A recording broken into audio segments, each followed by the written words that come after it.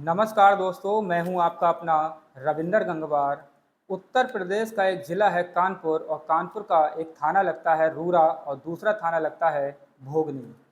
दरअसल 15 मई 2023 को रूरा थाना क्षेत्र की रहने वाली लड़की की शादी जो होती है वो भोगनी थाना क्षेत्र के रहने वाले लड़के के साथ 15 मई 2023 में हो जाती है। वो दोनों अच्छी खासी ज़िंदगी जी रहे होते हैं और 10 दिन बाद यानी कि 25 मई को उसकी पत्नी के पेट में अचानक बहुत तेज़ से दर्द होने लगता है। जब उसके पेट में दर्द होता है तो पति की चिंता बढ़ जाती है और वो अपनी पत्नी से शादी करने के बाद बहुत खुश था और उससे बहुत प्यार करने लगता है। वो उसे अस्पताल ले जाता है और अस्पताल ले जाने के दौरान डॉक्टर जब जांच करते हैं तो जांच में पता चलता है कि उसकी जो पत्नी है वो पहले से ही गर्भवती है और उसके बच्चा होने वाला है। पति घबरा जाता है, बेचैन हो जाता है, परेशान हो जाता है कि आखिर उसके ऊपर कौन-सा पहाड़ टूट पड़ा है। ऐसे पहाड़ टूटने के बाद पति काफ़ी दुखी हो जाता है और अगले ही दिन यानी कि 26 मई 2023 में वो एक लड़की को जन्म देती है। इससे पति काफ़ी परेशान हो जाता है कि मेरी जो शादी हुई थी और आखिर मेरे जीवन में ये क्या से क्या हो गया।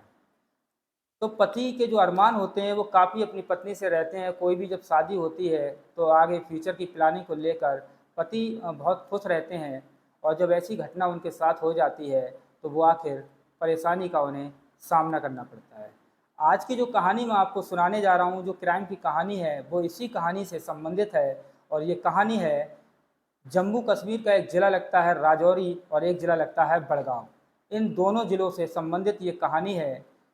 एक लड़की होती है जो राजौरी के ज़िला रहने वाली होती है और एक लड़का होता है वो बड़गांव ज़िले का रहने वाला होता है। दरअसल ये मुस्लिम धर्म के दोनों लड़का लड़की होते हैं और जब लड़की की शादी इस लड़के से हो जाती है तो 10 दिन बाद उसकी पत्नी अचानक गायब हो जाती है। आखिर इस पत्नी के साथ क्या हुआ था और इस पत्नी ने पति के साथ क्या किया था, इस कहानी में मैं आपको बताने जा रहा हूँ जो हैरान कर देने वाली कहानी है। अगर आपने मेरा चैनल सब्सक्राइब नहीं किया है तो प्लीज़ उसे सब्सक्राइब ज़रूर करें और बेल आइकन दबाना ना भूलें।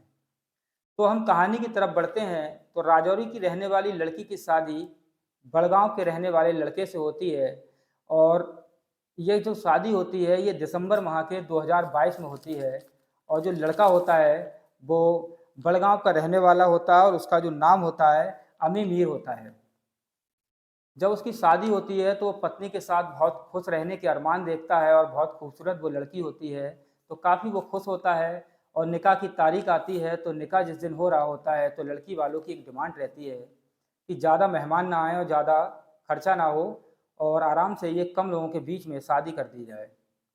लड़के और लड़की वाले दोनों आपस में मान जाते हैं और उसी दौरान उनका निकाह हो जाता है। जब निकाह होता है तो मुस्लिम धर्म में निकाह होने के दौरान एक महर की रकम अदा की जाती है जो लड़की की गोद भराई के तौर पर उसे दी जाती है। चाहे वो ज्वेलरी हो सकती है, आभूषण हो सकते हैं, पैसों नकदी हो सकती है।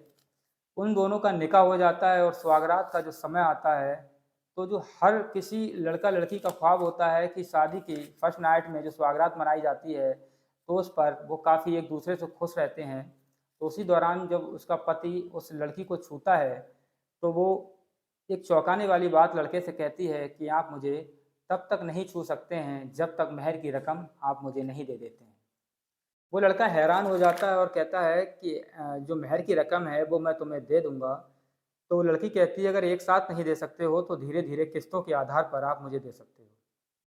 वो राजी हो जाता है और उन दोनों में सुहागरात बनती है और उसके बाद कुछ समय बीत जाता है, लगभग 10 दिन जैसे ही बीतते हैं तो उस लड़की के पेट में अचानक दर्द होता है और वो उसे अस्पताल लेकर चला जाता है, जो बड़गांव का अस्पताल होता है।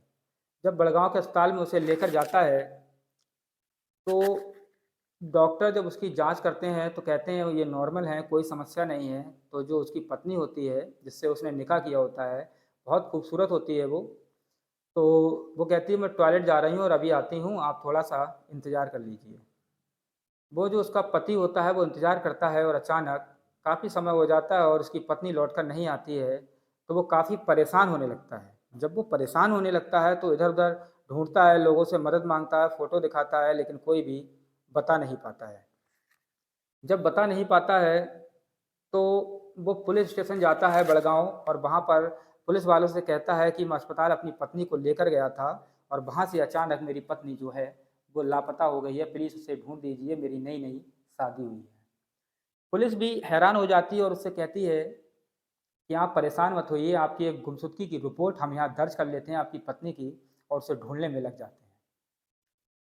जब उसे ढूँढने में पुलिस लग जाती है, तो कुछ समय बीत जाता है, तो एक और केस इसी थाने में लौट कर आता है और ऐसी ही कहानी बताता है कि मेरी पत्नी है, फ़ोटो लेकर जाता है कि वो अचानक बाज़ार से गायब हो गई, मेरी पत्नी लापता हो गई है, अभी-अभी मेरी शादी हुई है और प्लीज़ उसे ढूँढ कर ला दीजिए।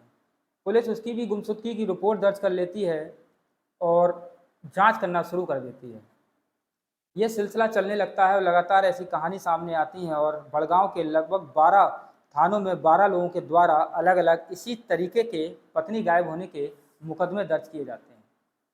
जब मुकदमे दर्ज किए जाते हैं तो पुलिस भी हैरान हो जाती है कि आखिर एक साथ ऐसा कैसे हो सकता है कि सबकी पत्नियां इसी तरीके से गायब कैसे हो रही हैं।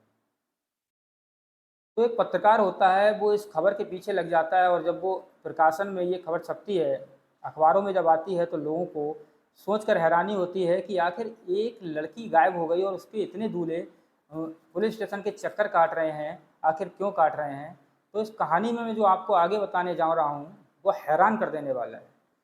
जब इस लड़की को गिरफ्तार किया जाता है तो पता चलता है कि इसकी 27 शादियाँ हो चुकी होती हैं और सबको ये चूना लगाकर फरार हो जाती थी। होता क्या है, तो धीरे-धीरे समय बीतता जाता है और लगभग 12 थानों में रिपोर्ट दर्ज हो चुकी होती है। तो 17 मई 2023 को इस लड़की को गिरफ्तार किया जाता है।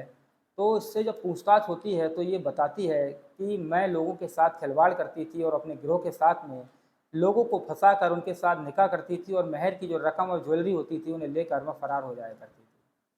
पुलिस भी हैरान हो जाती है और वो बताती है कि मेरे 2 बच्चे भी हैं और मैं 28वीं शादी करने जा रही हूँ। जो 28वीं शादी होने जा रही थी तो उसी दौरान पुलिस वहाँ पहुँच जाती है और शादी का माहौल होता है और उसी निकाह के दौरान ही उसे गिरफ्तार कर लिया जाता है। तो पुलिस सोचने पर मजबूर हो जाती है कि 27 शादी इस लड़की ने कर ली हैं और 28वीं ये शादी यानी कि निकाह करने जा रही है। आखिर इसका उद्देश्य क्या है? तो खुलासा हो जाता है कि इस लड़की ने यानी कि 27 लोगों से जो शादियाँ की थी, मात्र 30 साल की उम्र में ही 27 शादियाँ की और 10 से 12 दिन के ज़्यादा अपने पतियों के साथ ये नहीं रुकी। कभी ये इल्यासा बन जाती थी, तो कभी फ़ातिमा बन जाती थी, तो कभी जहीन बन जाती थी, तो कभी फरजाना बन जाती थी। इसके हर जगह के नाम और पता अलग हुआ करते थे। नए-नए लोगों से शादी ये अपने गिरोह के माध्यम से करती थी और उन्हें लूट कर फ़रार हो जाया करती थी। कभी मार्केट के बहाने, तो कभी सब्ज़ी लेने के बहाने, तो कभी अस्पताल जाने के बहाने, तो कभी मेडिकल पे दवाइयाँ ले जाने के बहाने गायब हो जाया करती थी और रकम लेकर फरार हो जाती थी। कुछ पतियों ने यह भी खुलासा किया था कि जब वो घर से निकलती थी तो उसके बैग में काफ़ी वज़न हुआ करता था और जब हम पूछते थे तो कहती थी कोई वज़न नहीं है, नॉर्मल सब है, इसके अलावा कुछ भी नहीं है।